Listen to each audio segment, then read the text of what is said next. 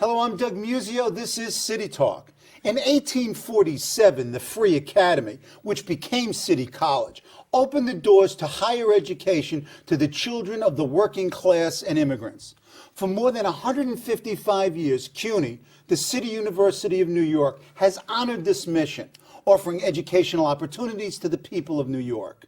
Members of all races and ethnicities are represented on our campuses. 119 native languages are spoken at CUNY, and nearly half of our first-time freshman student body was born outside the U.S. mainland, hailing from 167 countries. CUNY educates more than 200,000 degree students and almost 250,000 continuing education students at our 18 campuses, which are located throughout the 5 boroughs.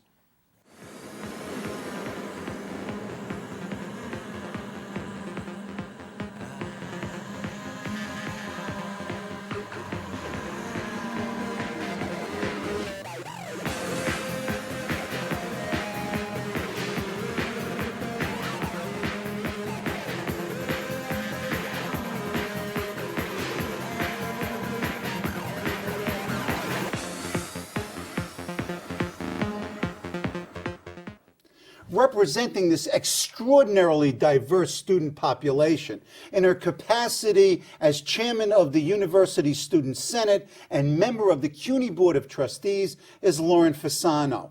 Welcome, Trustee Fasano. Thank you for having me. First question. How does a white chick from Long Island become the head of the United Student Senate?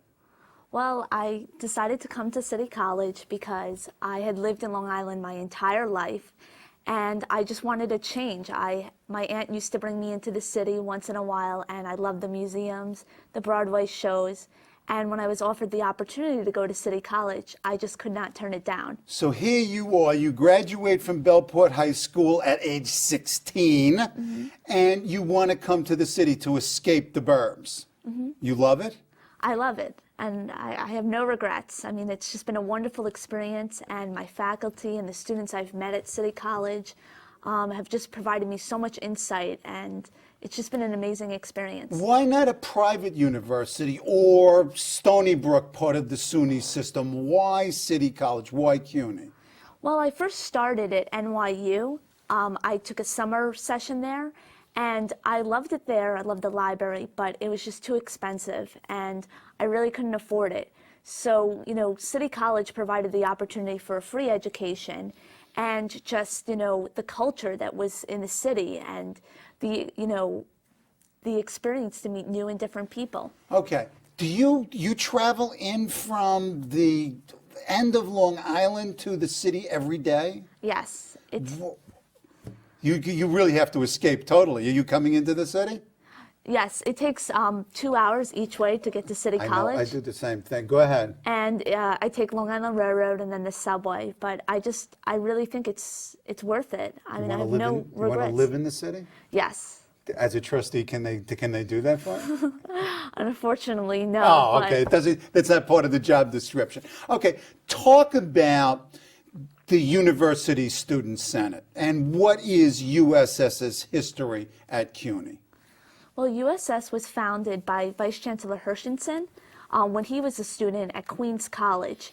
And the purpose of it was to have an organization that represents CUNY as a whole, all the student government, and deals with more public policy versus a normal student government that deals with club allocations and what is going on at that individual campus. And then we have of course, a student member on the Board of Trustees, which is an ex officio and has 1 vote. And you're ex officio as being chairman of the USS. You automatically, and you're a voting member of the Board of Trustees. In fact, you're the only student who is on that board. Is that not correct? That's correct. Okay. So we meet each month, and there are 2 representatives from each campus, and then if the school has a graduate school, they have another representative. And we meet once a month at the plenary to decide policy issues dealing with what is going on university-wide. For example, TAP, the tuition, and we're going to talk about curriculum, academics, anything really that's a concern. How did you get involved in student government at City College and then at the university level? What sort of dragged you in or attracted you to it? Well, actually, it was somewhat of a coincidence. I walked into a Greek diner across the street from City College. Ah, food. Yes, go ahead. Yes, food. And I met Lev Zirov, who's now a Rhodes Scholar. Famous. We'll talk about Rhodes Scholars. Yes. So you walk into a diner, you meet this guy, and? And he says to me, do you want to run for treasurer? Wait a minute. This sounds like a script from Seinfeld. How did this happen? I mean, did he know you previously? No. Someone had mentioned that, they were planning for student government and the elections coming up. And I said I was interested in getting involved. I had been in a club previously. And they said, just go to this diner at this time. And this is a group of students. And they said, these are the two positions available. I believe one was like Vice President of Academic Affairs and Treasurer. And I decided to become the treasurer. And you ran on what platform? And particularly, what platform did you run on when you became head of USS? I mean, what was your success? Why are you in the position you're in? Well, the platform I ran on was that I've always seen there's always been a problem since the creation of USS with visibility. Okay. We represent over 200,000 students. Unfortunately, not many of them know about us. And we also collect 85 cents from each student per semester. That is our operating budget. So my, plan was to increase the visibility in a variety of different ways, publishing, brochures and flyers, having different USS events at different campuses. And geared toward what? What is the purpose of this information in these events? Well, the purpose of it is that students need to know that somebody is representing them. Right. And that they also need to know that we need more involvement from students, because the louder, the more representation that we have of the students when we go up to Albany, the more likely that the legislators will listen to us. Okay, let's talk about Albany. What is your legislative agenda? We know last week state university system came out with a plan, a tuition plan, and a longer-term economic plan. Talk about what USS does in Albany, and then talk specifically, if you would, about some of the issues confronting CUNY students. Particularly talk about the SUNY plan. Go ahead. The SUNY plan, I believe, proposes $600 and tuition indexing, which means that once you entered into SUNY school, you would receive, for 4 years, you would receive the same price of tuition. And then after that, your tuition would go up. This is not an ideal situation for CUNY students, because CUNY students don't graduate in 4 years. And also, they don't go full-time, and they have different responsibilities. And it doesn't make sense to be, looking to your left and to your right, and, you're all in the same classroom getting the same education, but you're paying different prices. So there's an equity argument here. Yes. Okay. Have you heard, as a member of the Board of Trustees, any discussion about a CUNY-type SUNY payment tuition program? No. When the fiscal proposal was sent to Albany, there was no proposal for tuition hike on behalf of the CUNY. So I think that the university right now is against any tuition hike and is hoping that we receive the adequate operating funds. Okay, let's assume that you don't, that the governor's executive budget either holds its current levels of spending or, in fact, curtails them, cuts them back. What options does the system have? What options do you have as representatives of students have? Well, one of our options as representatives is to lobby on behalf of the legislators, because they take the executive budget and, they make changes and they might reinstate some cuts. Right. Like they did previously with the TAP that the governor had proposed last year. So, one of our plans is going to be to lobby heavily to the legislators and let them know that, we are voters. We came out very heavily during this last presidential election, and that we want sufficient funds for the City University in New York to Okay. avoid tuition hikes. Let's talk about some specific elements of what your legislative agenda might be. You talked about TAP. What's the situation with state aid to students? And then let's just briefly comment on the Pell Grant situation, which is going to change or could change at the national level. Well, previously, in the last 3 years, Governor Pataki in his executive budget has tried to cut TAP. However, each year the legislators have reinstated it. But still, I mean, it's definitely a possibility that the governor will propose it again. And it is definitely a concern of many of our students who are recipients of it. And going along with that, the Pell Grants, usually the students who receive TAP also receive Pell Grants. And the Pell Grants that they're now proposing on a federal level would affect almost 44,000 students, CUNY students. Well, which is a significant proportion of our student population. So what are we waiting for? We're waiting for the governor to propose his executive budget to see where we are, and then you see the strategy developing at the board level? Absolutely. Once the governor comes out with his executive budget, we'll have a much clearer understanding of what we're going to be advocating for or against. Okay. And that'll come along with, on behalf of the Board of Trustees and also on behalf of the University Student Senate, of developing a strategy. Okay. How many board meetings have you actually sat in on in your term as chairman of USS? I've sat at 2, one in October and one in November. What kind of feeling do you get from the members of the board? What's your sense of the board and its activities and your role in relationship to it? Well, I think that the Board of Trustee members are appointed by the governor and the mayor, and they, are representing kind of the political interests and influences of, those patrons, bodies. right. Yes.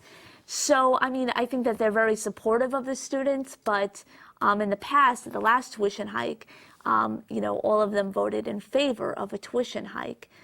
So, it's somewhat of a difficult situation. Talk about it personally. What does it feel like to be the student rep at the board meeting? It's an interesting feeling because I'm relatively new at it, and the way the meetings are held, they're very structured and they're very quick and planned. So I mean, there's certain issues like last month we had the Hunter School of Social Work where there was an increase in the tuition, and I voted no on behalf of the students.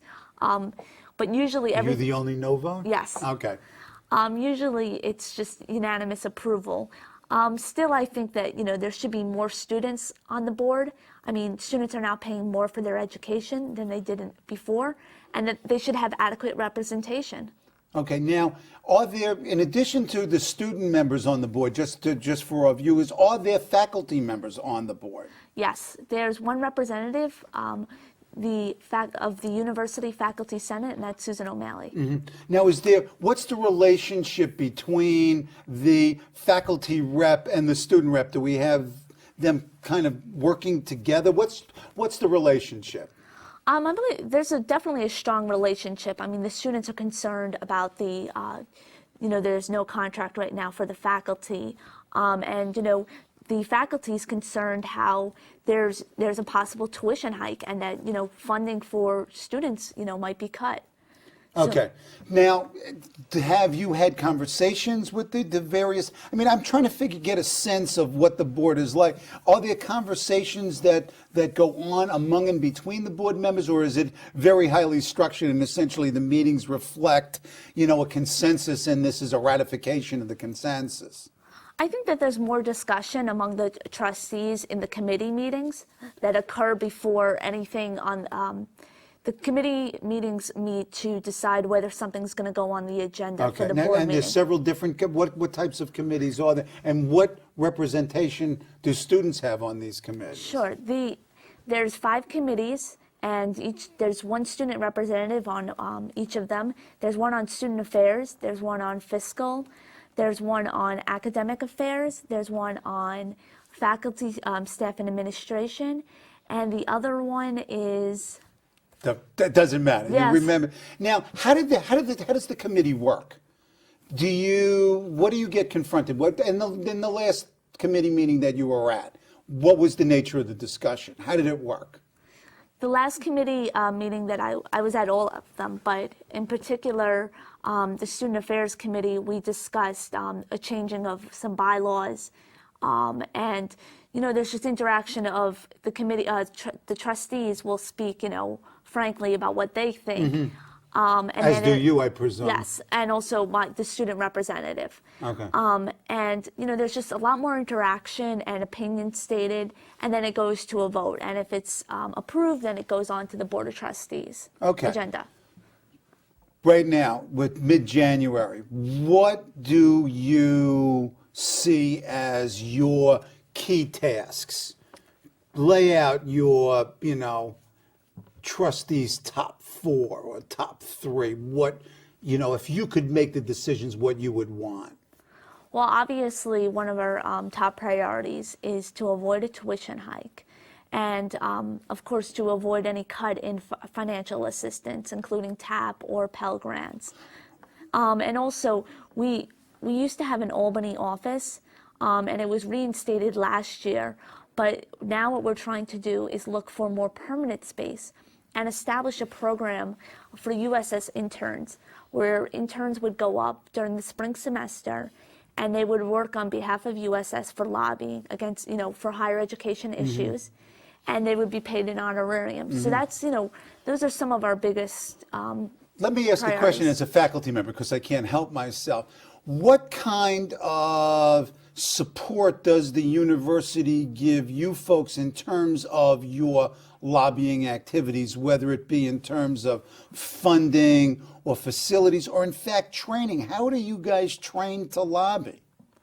Well, first of all, the Albany office used to be paid, and I've been told it's going to be paid by CUNY, so they will be providing the facilities. And in regards to lobbying, we have a summer conference, and that's when all of our new delegates come, and there's a course on lobbying that's usually given by Vice Chancellor Hershenson. Another plan of ours is in February, before the lobbying day, to hold a legislative summit.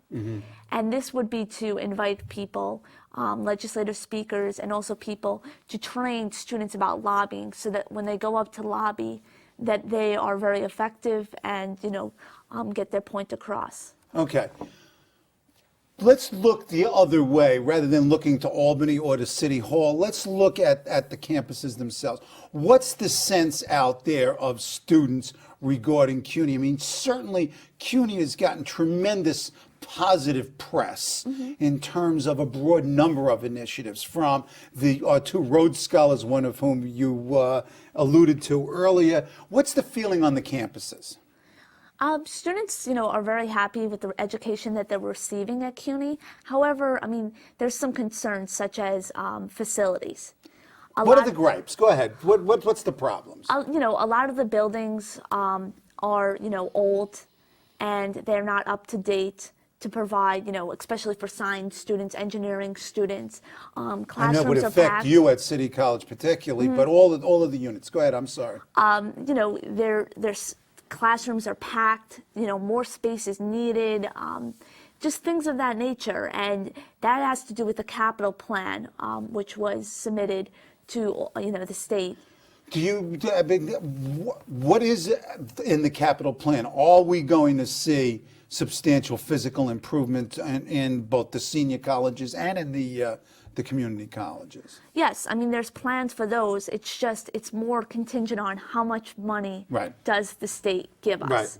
And that's the problem. We're kind of waiting for the state to give us money so that we can fund these projects. Okay. Are the concerns, you talked about sort of system-wide concerns. Are there various concerns at the units? For example, do the students at Hostos or Baruch or at Queens or at York have different concerns from each other, as well as the common concerns about space and tuition, et cetera, that you have to deal with? Absolutely. There's always concerns at individual campuses, and part of my role as a trustee is to assist them in getting information or speaking to different administrators to see, how we can, alleviate the concern or fix it. Okay, so you intervene on the part of your campuses with the college administrators. Yes. Do you do this directly? How do you lobby internally? How do you lobby your own campuses? Well, usually we have the delegates who are representatives of each campus, Right. and they'll come to me and say, we have an issue. For example, there's proposed to have a Homeland Security class at BMCC. So the students of this BMC student government came to our plenary meeting and thought that it was, it's a very big concern of theirs. They're very much against it. And they asked that the plenary intervene and find out more information. Mm-hmm. So as first the chairperson and the trustee, I've arranged to have a meeting with the president, Antonio Perez, Okay. and to find out more information and speak to different faculty members. And I've also spoken to Susan O'Malley on what is her take, the faculty's take on this. Now, once you find out this information, what do? You come back to the board and do what? Well, I would report back, which I'm going to do on this particular issue on January 30th. And then usually a resolution is put forward for the plenary to vote on, and that's a stance that the USS, the university students, are taking on a particular issue. Okay, so when you go out to the campuses, now you've got what? You've got 18 units that have student governments. Do the units themselves are they similar in terms of their structures and organization and effectiveness, or do you build institutions, is the question do you look backwards and say, we need to strengthen our student government apparatus at this unit or that unit? How do you interact in terms of the structure of student government at the various units? Usually, each campus holds their elections, and they have different structures, who are there's always a president, but there's a different structure. Okay. We don't really, intervene on that part more. Do you advise at all, or these are really independent? They're more independent. Okay. I mean, the students usually come to USS and say, we have an issue that we'd like to bring to your attention, and that we think that we need, USS to intervene and to give us the backing to, push something forward or back. Okay. Let me pose you with a hypothetical. You can take your choice who you want to be. You can either be Matthew Goldstein, the chancellor, or you can be Benno Schmidt, the chairman of the Board of Trustees. Assuming that you're in one of those two positions, what do you want to do? What are the first things that you do, and what do you want to do? What's your legacy? I would probably choose Matthew Goldstein as the chancellor. Okay. And I would really, work on, developing more academic programs and seeing, how we could expand and, bring more students to this great university, especially international students who now are, pay heavily for their education. Talk about the academic programming. Are you at least implying that the course offerings or the programming is in some ways incomplete or inadequate, and how would you change that? I'm not implying that it's inadequate by any means, but developing it more, getting more faculty to teach. Because when many students talk about how they have wonderful advisors, but a lot of times, there's just not enough time. The faculty are teaching quite a number of classes, and there's not as much. There can't be as much advising and personal interaction. Well, yes. We feel it at the other end as well. How do you deal with that? I mean, the university is moving forward. I know the board is considering, hiring far more full-time faculty, but again, part of the problem, and now I'm talking as a faculty member, as you well know, is the amount of hours that faculty are required to be in the classroom, which is certainly important. In terms of your experience with faculty, what do you see? I mean, this is sort of odd, I guess, asking the student rep. What should faculty be getting that they can better serve their students? Well, I mean, obviously, if there was more faculty, then there would be, less of a need for each individual faculty to be Right. teaching as many classes, Okay. which would then give them Okay, more that's time. sort of an obvious response to that question. Is there an issue of, because we deal with it at the faculty level, of full-time versus part-time faculty? How does that play into the academic experience of CUNY students? Well, I mean, some of the adjuncts, they'll be teaching at 3 different campuses. So, they're usually on a very tight, regimented schedule where they can't, be at the campus versus a full-time faculty, which is based at one campus and, has a lot more office hours and things of that nature. Okay, let's turn to you for a second. You are a junior. You're at City College. What are you majoring in? What are you going to do? Let's get away from student government. Let's get away from USS. Where are you going? You're going to get your degree in what and then do what? Well, first I'm an English major, and I'm hoping to, after graduation, pursue maybe a master's in public policy. And then Come to the Baruch School of Public Affairs. that's what I've been recommended to Yes, do. please, come on. Talk to me. I'll advise. Go ahead.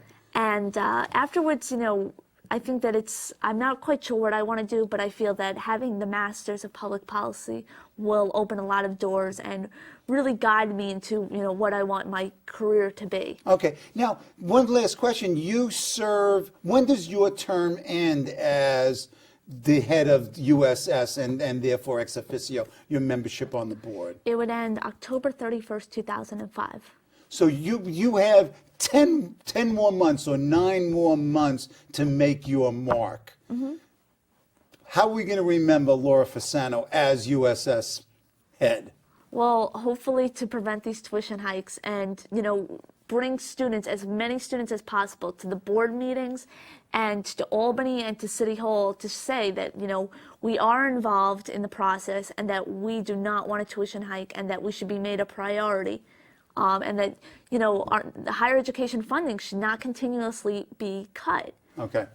Thank you very much. It's been a pleasure. Good luck. Thank you.